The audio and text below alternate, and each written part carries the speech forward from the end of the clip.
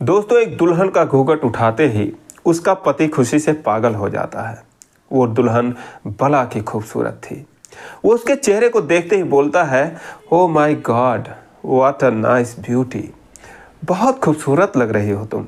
लेकिन दोस्तों, तभी उस लड़की की आंखों से आंसू टपकने लगते हैं। वो बोलता है, क्या हुआ? उसके हाथों को अपने हाथ में थाम लेता है और बोलता है कि मेरे पास किसी चीज़ की कोई कमी नहीं है, मैं तुम्हें दुनिया की सारी खुशियाँ दूंगा। दोस्तों, तभी वो लड़की कहती है कि आज की रात आप मुझे जितनी खुशियाँ देना चाहो दे दो, मुझसे जो भी लेना चाहो ले लो, आपका मुझ पर पूरा हक है, लेकिन कल मेरी लाश को मेरे मायके भिजवा देना। ये बहुत ही अद्भुत कहानी है, बहुत ही अनोखी कहानी है। आइए जानते हैं पूरी कहानी इस वीडियो में। लेकिन वीडियो में आगे बढ़ने से पहले बस एक ही रिक्वेस्ट कि आप वीडियो को लाइक कर दीजिए, चैनल को भी सब्सक्राइब कर लीजिए ताकि मेरा हौसला बढ़ता रहे।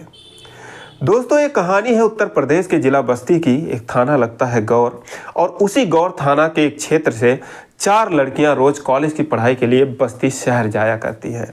वो चारों एक ही उम्र की थीं, एक ही गांव की थीं, और चारों की स्टडी जो है वो बीएससी फाइनल ईयर में चल रही थी। ये चारों अपने गांव से बस्ती जाती हैं। बीच में 20 किलोमीटर का रास्ता होता है और इसी रास्ते में एक नदी पड़ती है, उसका नाम है कुआनो। कुआनो नदी पर एक पुल बना है और उस पुल की खास बात यह है कि उस पर से जो नज़ारा होता है काफ़ी सुंदर दिखता है। इसीलिए कुछ लोग अक्सर वहाँ पर रुक जाया करते हैं सेल्फी लेने के लिए, यूं ही टाइम पास करने के लिए। उसके अलावा भी उस पुल पर से कुछ मछुआरे अपने कांटे फेंक कर नदी में से मछली निकाला करते थे, फंसाया करते थे। दोस्तों, ये जो चारों लड़कियां होती हैं ये भी मौज मस्ती करते हुए जाती थीं, आती थीं और अक्सर उस पुल पर रुक जाया करती थीं। दोस्तों, इसी बीच में मछुआरों में एक नया लड़का होता है जो कि मछली फंसाने में बड़ा माहिर होता है। उसका नाम होता है सोनू निषाद। उसके चारों में न जाने ऐसी कौन सी खासियत थी, उसके अंदर ऐसी कौन सी कला थी कि वो सबसे ज़्यादा ही मछली फंसाता था। दोस्तों, इन चारों लड़कियों में एक लड़के का नाम होता है सीमा सिंह। उसे भी मछली का पकड़ा जाना अच्छा लगता था। एक दिन वो सोनू निषाद के पास आती है और बोलती है कि मुझे भी मछली पकड़ना है। तो सोनू कहता है कि तुमसे गंदा काम कहाँ होगा, तुम दूर ही रहो। तो बोलती है, क्यों? मैं भी मछली खाती हूँ, गंदा क्या है इसमें? तो बोलता है, ठीक है, खड़ी हो जाओ, अभी मछली किसी में फंसेगी तो फिर तुम्हें बताऊंगा। तो मुश्किल से 5 मिनट के भीतर भीतर एक मछली उसके कांटे में फंस जाती है। उसको देखते ही सोनू बोलता है, अरे खींचो खींचो, फंस गई उसमें। दोस्तों, सीमा जो है वो खींचने लगती है। चूंकि मछली थोड़ी बड़ी थी, वो अपनी तरफ जोर मारती है, अपनी तरफ खींचती है। तो बोलती है, अरे तुम भी खींचो, नहीं तो तुम्हारी मछली ही भाग जाएगी। दोस्तों, सोनू और सीमा ये दोनों मिलकर मछली निकाल लेते हैं। सीमा को बहुत मजा आता है, फिर वो अपने घर चली जाती है। अब दोस्तों, सीमा तो मछली निकालने के बाद चली जाती है, लेकिन जो सोनू निषाद होता है उसका खेल यहीं से खराब हो जाता है। दोस्तों, उसके ख्यालों में खो जाता है, क्योंकि मछली निकालते वक्त कभी सीमा का हाथ उसके हाथों में, कभी उसका हाथ सीमा के हाथों में। तो इस तरीके से जो स्पर्श था उससे वो उसके ख्यालों में खो जाता है। रात भर उसके बारे में सोचने लगता है। दोस्तों, अगला दिन होता है। सुबह सुबह वो डोरी अपने कांटे लेकर पुल पर पहुंच जाता है। अब ये लोग पढ़ने के लिए जब जाती हैं, देखती हैं कोई नहीं, वो अकेला है। तो उससे बोलती है, तुम सुबह सुबह आ गए, आज तो अभी कोई नहीं यहाँ पर है। तो बोलता है, हाँ आ गया। तो बोलती है, अच्छा आते टाइम मैं मछली पकड़ूंगी, लेकिन जाना मत। तो बोलता, ठीक है, नहीं जाऊँगा। तो बोलती है, ठीक है, जाना नहीं। बोलता, नहीं जाऊँगा। दोस्तों, कहाँ जाने के लिए आया ही था, इसीलिए तो आया ही था। फिर वो वापसी में आती हैं 3 बजे। चारों लड़कियां दौड़ के उसके पास आती है, बोलती है कि बताओ किस में फंसी है। दोस्तों, पहले से ही जो मछली फंसी हुई थी, सोनू ने उसे निकाला ही नहीं था, वो सीमा का इंतजार कर रहा था। बोलता, देखो उसमें फंसी, अभी अभी फंसी है। वो 1 निकालती है, 2 निकालती है, तीसरा निकालती है। कल उन दोनों के हाथों ने एक दूसरे को टच किया था, आज ऐसा करते हुए उसके बालों ने टच किया, उसके मतलब समझ सकते हैं आप। दोस्तों, कल की तरह सीमा को आज भी बहुत मज़ा आता है। जाते जाते सोनू बोलता है कि अरे मछली ले जाओ ना, तुमने फंसाया है, तुमने निकाला है तो ले जाओ। तो बोलती है कि हाँ, मैं रास्ते में मछलियाँ लेके चलती फिरूंगी, मेरा नाम कटवाओगे क्या? तो एक लड़की बोलती है कि इतना ही शौक है तुम्हें मछली देने का तो भून के खिला दो। दोस्तों, फिर अगला दिन आता है। 3 बजे वो चारों लड़कियाँ पढ़ के ठीक उसी पुल पर आती हैं और सोनू जो है उनके सामने मछली रख देता है भुना हुआ। बोलता है, लो खाओ।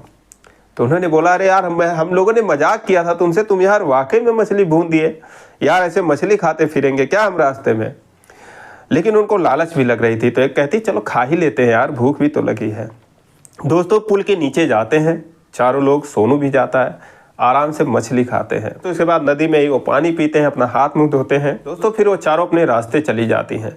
लेकिन रास्ते में जो लड़कियां होती हैं उसको छेड़ने लगती है, कहती है यार सीमा तेरे लिए देखो कितना अच्छा लड़का है यार, तेरे लिए मछली भून के रखा था। सीमा झल्ला जाती, बोलती है कि मैंने सिर्फ खाया, तुम लोगों ने नहीं खाया। मैं तो खा भी नहीं रही थी यार, तुम ही लोगों ने फोर्स किया तो मैंने भी खा लिया। तो बोलती है ठीक है, गुस्साती क्यों है, लेकिन लड़का अच्छा है, तेरे लिए ही रखा था वो। दोस्तों कहते हैं कि पहला प्यार किसी से भी हो जाता है।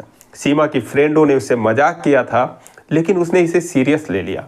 वो घर जाने के बाद वो भी सोनू के बारे में सोचने लगी, तो उसे भी थोड़ा थोड़ा एहसास होने लगा, उसको भी थोड़ी थोड़ी, उसके अंदर भी थोड़ी थोड़ी फीलिंग होने लगी। तो फिर अगला दिन आया, वो कॉलेज के लिए निकलती हैं, पुल पर पहुंचती हैं। रोज की तरह सोनू वहाँ पर खड़ा था। सीमा उसको देखकर मुस्कुराती है, बोलती है आके मिलती हूँ, जाना मत। दोस्तों फिर 3 बजता है, चारों फिर आती हैं, सोनू के पास आती हैं और सीमा कहती है समोसे खाओगे। सोनू बोलता है समोसे? तो बोली हाँ लाए हैं तुम्हारे लिए। तो बोला मेरे लिए किस लिए लाए यार तुम लोग समोसा। खैर वो लोग खाने लगे, उसी जगह जाके पुल के नीचे कुछ और भी लाए थे। खाते खाते सीमा ने कहा कि तुमने हमको मछली खिलाया था, हम तुम्हें समोसा खिला रहे हैं। सोनू ने कहा मैंने तो मछली पकड़ना भी सिखाया तुमको, तुम हमें क्या सिखा रही हो। तो लड़कियां कहती हम क्या सिखाएंगे तुमको, हम पढ़ाई करते हैं, पढ़ लो कुछ हमसे। तो बोलता है मैं भी पढ़ा लिखा हूँ, ऐसी बात नहीं है, मैंने डी फार्मा कर रखा है लखनऊ से, अभी अभी मेरी पढ़ाई पूरी हुई है। वो हैरान रह जाती हैं, बोलती हैं फिर तुम मछली क्यों मार रहे हो। बोलता है मेरी मम्मी की तबीयत ख़राब है, डॉक्टर ने कहा है कि मछली वगैरह खिलाया करो, तो इसीलिए मैं मछली मारता हूँ। और मेरा कास्ट भी यही है, मेरा नाम है सोनू निषाद, बगल का ही गांव जो बेतौहा है। उन्होंने बोला कि मैं बेतौहा के ही रहने वाला हूँ, जात का मल्लाह हूँ, तो इसलिए मछली मारता हूँ, पकड़ता हूँ कभी कभी, वैसे मेरे पिताजी मारा करते हैं। दोस्तों मात्र 2 ही 4 दिनों की मुलाकात के बाद सीमा और सोनू एक दूसरे को चाहने लगते हैं। दोनों एक दूसरे का नंबर ले लेते हैं, एक दूसरे से बातें करते हैं। उस पुल पर बातें मुलाकातें होने के अलावा वो अन्य जगहों पर भी मिलने लगते हैं। लेकिन दोस्तों कहते हैं कुछ भी हो प्यार छुपाए से छुपता नहीं है। किसी तरीके से सीमा के घर वालों को ये बात पता चल गई। उसके जो घर वाले थे दबंग किस्म के आदमी थे, उसके पिता ठेकेदार हैं, उसके जो चाचा हैं वो भी ठेकेदार हैं, उसका जो बड़ा भाई है, ये सारे लोग, पूरा ख़ानदान ही, वो पूरा गांव ही, जिस गांव के लोग होती हैं चारों लड़कियां, वो गांव ही दबंग किस्म का है। और दोस्तों उसके बाद 4-5 लोग एक दिन गाड़ी से पहुंचते हैं पुल पर, और पहुंचते ही सोनू पर लात घूंसों की बौछार कर देते हैं। वो समझ नहीं पाता मुझे लोग क्यों मार रहे हैं। 2-4 लोग और थे, वो डर के मारे बगल हो जाते हैं। तो उनमें से एक आदमी जो है बोलता है कि अपनी औकात में रहो, ज़्यादा इश्कबाजी करने की कोशिश की तो मार के फेंक दूंगा, किसी को पता भी नहीं चलेगा बेटा, अभी तुम जानते नहीं हो हम लोगों को। दोस्तों समझ जाता है, उसके बाद पुल छोड़ देता है कुछ दिन के लिए। लेकिन क्या किसी ने खूब लिखा है कि कर दे मुश्किल जीना इश्क कमीना। दोस्तों जो हाल सोनू का था उसके बिना, वही हाल अब सीमा का भी था। दोनों एक दूसरे से मिले बिना एकदम बेचैन हो रहे थे। 4-6 दिन बीतता है, जो है जब डर अंदर से कुछ ख़त्म होता है, सोनू फिर उसी पुल पर आता है और फिर मुलाकातें शुरू हो जाती हैं। फिर एक दिन वो उसी वक्त पहुंच जाते हैं जिस वक्त सीमा और सोनू एक दूसरे से बातचीत कर रहे थे पुल पर। दोस्तों जाते ही उसको इतना मारते हैं कि अपनी जान बचाने के लिए सोनू को नदी में कूदना पड़ता है।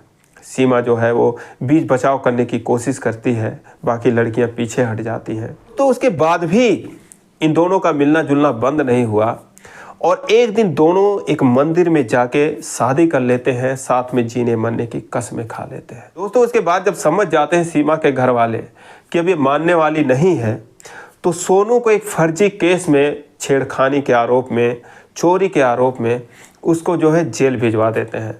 2-3 महीने के लिए वो जेल चला जाता है। दोस्तों जब सोनू रास्ते से हट जाता है तो लोग सोचते हैं अब इसकी शादी ही कर देना सही है। उन लोगों ने सीमा की शादी उत्तर प्रदेश में एक ज़िला है बलरामपुर, वहाँ पर तय कर देते हैं एक लड़के से, उसका नाम होता है पंकज सिंह। उसकी शादी तय कर देते हैं। शादी होती है और शादी के बाद वो अपने घर जाती है और उसके बाद ये सुहाग रात वाली कहानी होती है। दोस्तों उसके बाद पंकज उसको बहुत धमकाता है कि तुम्हारी हिम्मत कैसे हुई और इतना खर्चा करके तुमको ब्याह करके लाए हैं, तुम क्या सोचती हो इतने आसानी से तुमको मरने देंगे? तुमने जो भी किया है उससे मुझे कोई मतलब नहीं है, लेकिन अब तुम मेरी हो और अगर ऐसे नहीं रहोगी तो फिर कैसे भी करके तुम्हें रखेंगे, लेकिन तुम्हें मेरे पास ही रहना पड़ेगा। दोस्तों इतना सुनते ही वो बोली कि तुम जो भी कर लो कभी ना कभी तो मुझे अकेला छोड़ोगे और उसके बाद मैं अपनी जान दे दूंगी। वो अपनी सारी कहानी बताती है कि एक सोनू नाम का लड़का है, मैं उससे प्यार करती हूँ, सारी कहानी वो बता देती है। दोस्तों बहुत बातें करने के बाद जो पंकज होता है वो कमरे से बाहर चला जाता है और 2 ही मिनट बाद वापस आता है, लेकिन उसके पीछे पीछे सोनू भी होता है। सोनू कमरे में आता है और आवाज़ देता है कि सीमा। सोनू की आवाज़ जब उसके कानों में पड़ती है तो सीमा उधर देखने लगती है, फिर उसको देखती रह जाती है, फिर पंकज को देखती है। पंकज बोलता है लो तुम्हारा सोनू आ गया।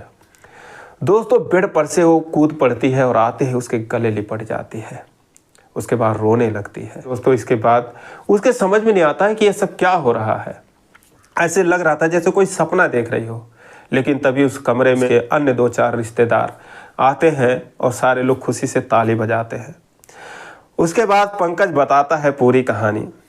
अब सीमा के समझ में नहीं आता है ये सब क्या हो रहा है, क्या उसके साथ कोई चाल चली जा रही है, सब क्या हो रहा है, लेकिन पंकज उसके बाद सारी कहानी बताता है। तो उसी दिन सोनू जो है वो जमानत पे घर आता है, शादी वाले दिन ही, और उसके बाद उसके कार्ड में उसका एड्रेस पता देखता है तो सीधा बलरामपुर पहुंच जाता है गाड़ी बुक करके। और वहां जब देखता है तो जो पंकज होता है लखनऊ में उसके साथ ही पढ़ता है। वहां जाता है तो पंकज भी हैरान हो जाता है, यार मैंने तो इसको बुलाया नहीं था, मेरे कुछ दोस्त आए जरूर है लेकिन मैंने इसको बुलाया नहीं था, कहाँ से आ गया, कैसे आ गया? फिर भी वो कहता है अरे सोनू भाई आ गए आप, चलो बड़ा अच्छा हुआ यार, बड़ा लेट आए। लेकिन सोनू गुमसुम सा रहता है, बोलता क्या हुआ भाई? फिर वो उसको सारी कहानी बताता है कि देखो भाई ऐसी ऐसी बात है। उसकी कहानी सुनने के बाद पंकज बोलता है देखो यार ये शादी वाले दिन ऐसे दिल तोड़ने वाली बात मत करो, मैं भी उस लड़की को बहुत पसंद करता हूँ और जब तुम इतना प्यार करते थे और वो तुम्हें इतना प्यार करती थी, तुम बताए भी थे 1-2 बार कि हाँ तुम्हारा किसी लड़की से चक्कर चल रहा है, तो तुम शादी क्यों नहीं किए? फिर वो जो है बोलता है कि मेरे ऊपर क्या क्या बीती है, मुझे मारा गया 2-2 बार, मुझे जो है जेल भिजवा दिया गया फर्जी केस में। उसके बाद पंकज सोच में पड़ जाता है, उसे कुछ समझ में नहीं आ रहा था। फिर वो अपने पापा को बुलाता है और ये तीनों लोग अकेले में बातें करते हैं। तो सोनू के हाथ में कागज का टुकड़ा होता है जिसको जो है अपनी सहेली से सीमा उसके घर पे भिजवाई रहती है। उसमें लिखा होता है कि तुम जेल में हो, मेरी शादी हो रही है, लेकिन मेरे माँ बाप का जो मुझ पर अधिकार है उसके अनुसार मैं तो शादी कर लूँगी, लेकिन अगले दिन मेरी लाश मेरे दरवाजे पर होगी, ये मैं तुमसे वादा करती हूँ। दोस्तों जब ये कागज़ वो लोग देखते हैं तो सोच में पड़ जाते हैं, बोलते हैं कि अब क्या किया जाए इसमें। अगर तुम्हारी शादी उससे होगी नहीं क्योंकि तुम्हारे साथ इतना कुछ हुआ है, अगर तुम फिर जाओगे तुम्हें मारेंगे पीटेंगे, तो लोग प्लान बनाते हैं कि ये बात किसी को ना बताई जाए, जैसे शादी हो रही होने दो, तुम शादी मंदिर में कर ही चुके हो, तुम्हारा पहले ही हो चुका है, मेरा जो भी है वो समझो फर्जी है। मैं शादी करने के बाद लाऊंगा और उसके बाद भाई उससे पूछूंगा कि वो वाकई में तुमसे प्यार करती है, और उसके बाद अगर वो तुमसे प्यार करती है तो तुम्हारी पत्नी तुम्हें मिल जाएगी। दोस्तों ऐसा ही होता है। पंकज उसे लाख समझाने की कोशिश करता है कि उसे भूल जाओ, ये करो वो करो, लेकिन वो लड़की अपने बात पर एकदम अटक रहती है सीमा। उसके बाद दोनों एक दूसरे से मिलते हैं और उसके पिताजी बोलते हैं कि अब तुम्हारा कोई कुछ नहीं कर पाएगा। उसके जो पिता होते हैं जाने माने वकील होते हैं, बोलते हैं कि मैं अगर कुछ वो लोग करेंगे तो मैं तुम्हारे तरफ से केस लड़ूंगा। दोस्तों आखिर में सारे लोग ताली बजाते हैं, खुशियां मनाते हैं, सब कमरे से निकल जाते हैं और पंकज और उसके दोस्त वहाँ बसते हैं। वहाँ पर सीमा रहती है, वहाँ पर सोनू रहता है। तो सोनू जो कहता है पंकज से कि भाई मैं तुम्हारा एहसान ज़िंदगी भर नहीं भूल पाऊँगा। पंकज कहता है साले जाके हनीमून मनाओ, दिमाग मत ख़राब करो, और ऐसी लड़की मुझे चाहिए, मेरे लिए भी तुम ढूंढ के कहीं से भी लाओगे, मैं कुछ नहीं जानता। दोस्तों इसके बाद सारे कमरे से बाहर निकल जाते हैं और ये एकदम सच्ची कहानी है, एकदम हकीकत कहानी, ऐसे ही हुआ है। 2021 की ये कहानी है, लेकिन अक्सर ऐसी कहानियाँ ना तो मीडिया में आती है ना तो पेपर में आते हैं। मुझे ये पता चली, मुझे लगा आपसे शेयर करना चाहिए। आप भी कमेंट करके ज़रूर बताएं ये कहानी कैसी लगी, और ज़रा से भी अच्छी लगी हो तो यार चैनल को सब्सक्राइब करना, वीडियो को भी लाइक करना। फिर मिलेंगे अगले वीडियो में, तब तक के लिए जय हिंद।